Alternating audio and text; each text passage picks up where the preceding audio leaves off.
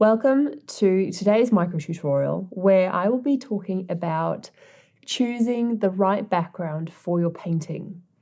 But this is going to be more about the power of backgrounds and what we're actually looking for when we are trying to choose the backgrounds and the way that we create the painting. I'm going to simplify it, I'm going to break it down, and I'm going to show you how you can experiment with all these different ideas using Procreate and see what will work for you and your artwork. So let's dive into the complementary color scheme. This is something that you will see quite a lot of, especially in wildlife, because what we've got is a very natural pairing of tones that complement each other in nature anyway. So for example, in this photograph, we have a dominant orange, fairly neutral orange tone, and it is complemented by a fairly neutral but bright blue. And so we've got this playoff between the two tones. Here we have the gold and the orange, and then at the back we've got the blue. This is a photograph. This is a very natural, very easy to choose color combination. It's not directly complement. So if we looked on this example in the book, we've got the example of the red and the green, and as you can see, it is quite jarring. So what this lion and the blue, so the gold, orange, and the blue is doing, we've got the orange, which is kind of yellow-orange. We'll go for a yellow-orange here. And then we've got blue. So as you can tell, the blue-violet would be a stronger use of the complement, but we've just shifted one down and we've got blue. It's not blue-green. There's no green tones in that blue sky. If anything, it is a little bit more blue-violet. So we do actually have quite a good use of complement in this picture. That is a really great use of natural tones that automatically complement each other. So a fail-safe, if you wanted to create this beautiful sunny effect, you can even change the values of it so you can create a little bit more drama in it. I did this in my latest painting of Vaetzi, which is actually one of Kevin Richardson's lions, and I darkened that blue so that there was this intensity and a little bit of a surreal feeling to the atmosphere. I darkened the blue and lightened it towards the bottom where it became gold and green, and there was still a lot of blue in there. So there's that use of that split complementary or even the double complementary in that painting.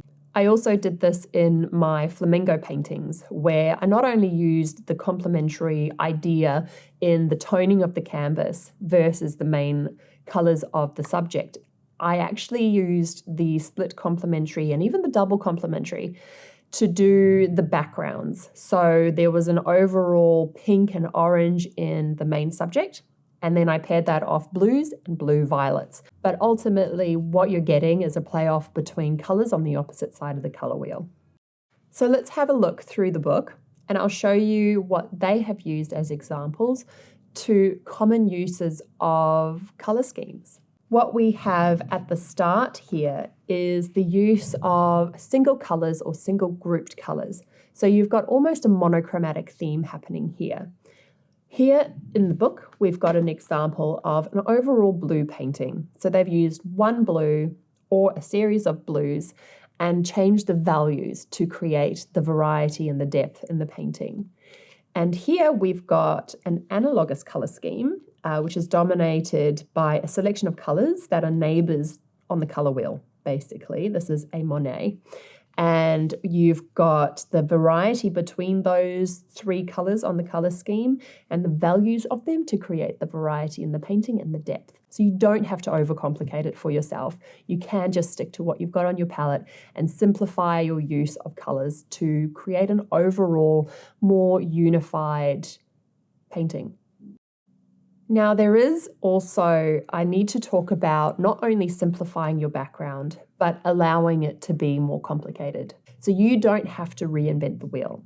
If your photograph has color in the background that you really like, all you might have to do is simply blur it, which is another really easy way to use natural colors that occur not only in the background, but will have an effect on the overall color of your painting. Highlights and lowlights will ultimately be determined by the color in the surrounding elements of your painting. Often sticking with what the colors are in your reference photo to create that background is the best option because you don't have to change the whole color scheme of your portrait. So when I see artists incorporating all the elements of the background and painting it crisp and detailed, you're creating a theatrical piece. So the environment now becomes part of the interaction between the animal, the viewer, and the painting. So the animal is within its own world. If you love landscapes, include them, like make that your thing. If you want to do that, then really focus on working on your landscapes because you need to do it well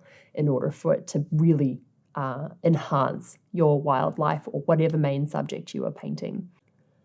So I guess now is the best time to jump into a small exercise using Procreate where I'll demonstrate these different ideas and show you how they change a reference image and how you can use it to basically experiment with different ideas of backgrounds and how they work together. So I'll do so using a photograph that I took when I was out on safari in the Serengeti.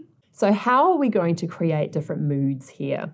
This can be tricky because what we've got here is already working for us. But let's say I wanted to simplify it. I wanted to create something that didn't involve adding extra colors to my painting. I wanted to create something that was a little bit monochromatic. So I am going to choose my colors. Let's say I'm working with these orange yellow tones. Let me go for that tan one there. And now I am going to bring in some different values here within this color range. I want to go for something much darker. And now I'm going to use this blending tool and just lightly blend these all together.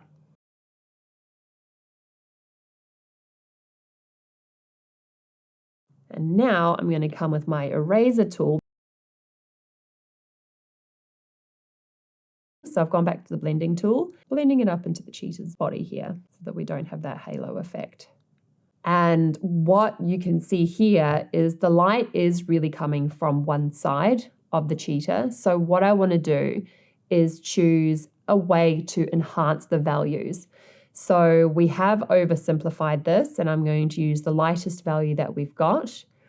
And I'm just going to bring it in where the lightest parts are in this painting here.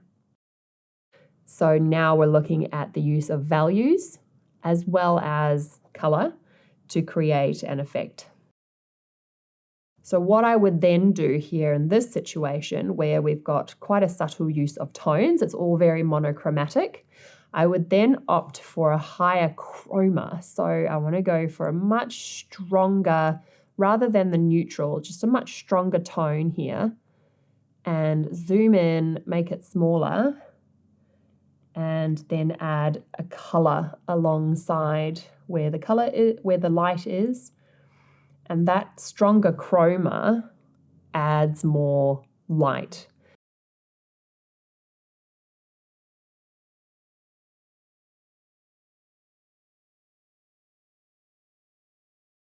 And now I'm just going to blend that.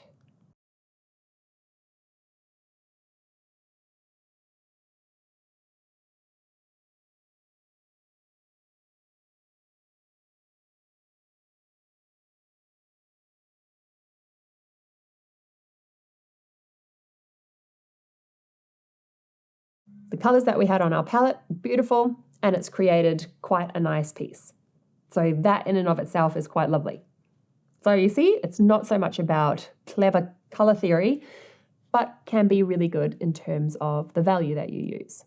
So that is an option if you wanted to go down that avenue. Let's look at how you can make the colors a little bit more interesting. So let's say you wanted to use these neutral tones and you wanted to add a little bit more vibrance.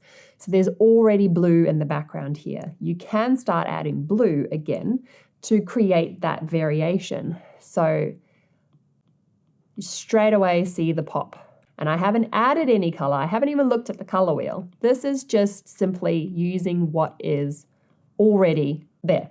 And it is obviously a little bit more neutralized because what we've got is the tan tones that are over the top of this blue. And you can now use this as a way to create depth.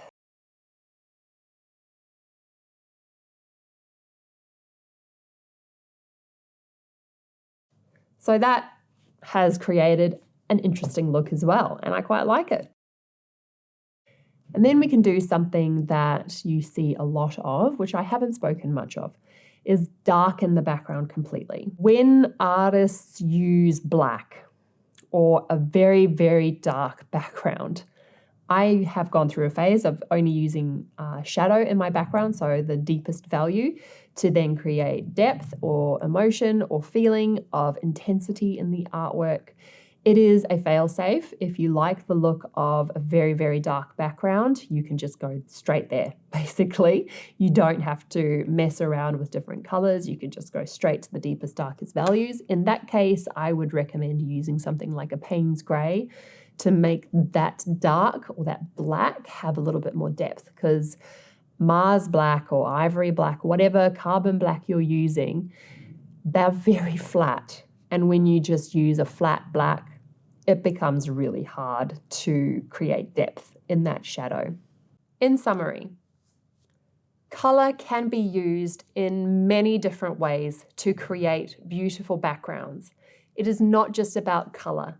And I want you to understand that the way you use your gestural brushwork and the texture of your paint to create drama in an oversimplified background. If you opt for using a more detailed background, then you're heading down the lines of a landscape and an entire scene. If you prefer more simplified backgrounds where you're working with color, there are many different ways to choose the color that will remove your need to analyze each and every step. If you want to create a portrait that has a very stark sort of split between the background and the foreground, then using complements. So split complements, double complements, obviously just normal complements. You can play off the colors that are on the opposite side of the color wheel to your main subject. You can simplify everything by just sticking to what you've got on your palette. This can be an analogous way of sort of looking at your artwork. Just stick with the same colors that you've got. It becomes a little bit softer, monochromatic, and you start using value as a way to enhance the light in your painting. But the colors are very similar across the board.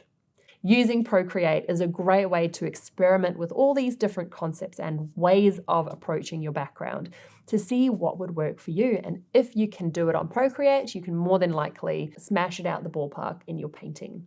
So I hope that this has helped to give you a few different options to work with. Any questions, please pop them in the comments and I will do my best to answer you with as much detail as possible. But otherwise, thank you so much for being here for this tutorial, and I look forward to seeing you in the next one.